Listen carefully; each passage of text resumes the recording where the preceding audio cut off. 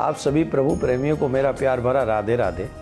इस वीडियो में हम एकादशी की बात करेंगे, एकादशी का महात्म समझेंगे और इस एकादशी का व्रत करने से, जिसका नाम है पुत्रदा एकादशी, उसका क्या लाभ है। सबसे पहली बात, जिनके संतान नहीं है उन्हें पुत्रदा एकादशी का व्रत पूर्ण विधान से और निष्ठापूर्वक करना चाहिए।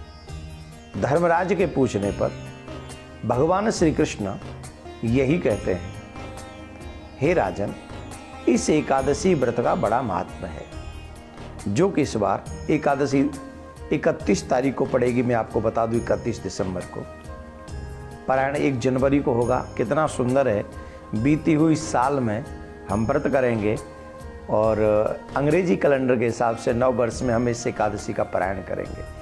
इससे अच्छा और क्या हो सकता है हम सभी वैष्णवों के लिए। तो भगवान श्री कृष्ण कहते हैं इस एकादशी का नाम पुत्रदा एकादशी है।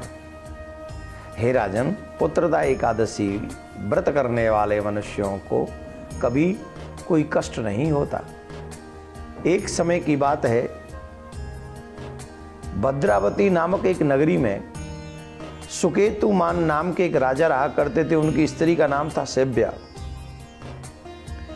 सुकेतुमान राजा जो थे बड़े धार्मिक थे, प्रजा को पुत्रवत पालन करते थे, पर प्रजा ही पुत्र थी क्योंकि उनके कोई पुत्र नहीं था और पुत्र न होने के कारण वो दुखी होते थे। उनके पितृ जब वो तर्पण किया करते थे तो पितृ भी अश्रु बहाते हुए उस तर्पण को, श्राद्ध को स्वीकार करते थे। सोचते थे कि इसके बाद हमारा श्राद्ध और तर्पण कौन करेगा।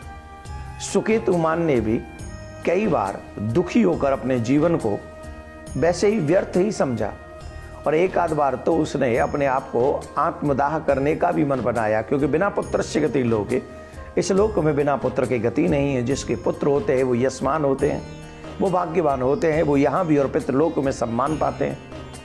मेरे कोई पुत्र नहीं है, ये सोचकर राजा को कई बार लगा कि मैं आत्महत्या कर लूं, लेकिन शास्त्रों में आत्मदाह सबसे बड़ा अपराध है, पाप है, ये सोचकर वो रुक जाता था। उदास राजा एक बार बियाबान जंगल में गया। वहाँ एक सरोवर में वो पहुंचा, सरोवर के तट पे, तो वहां पर उसे विश्वदेव ऋषिगण मिले।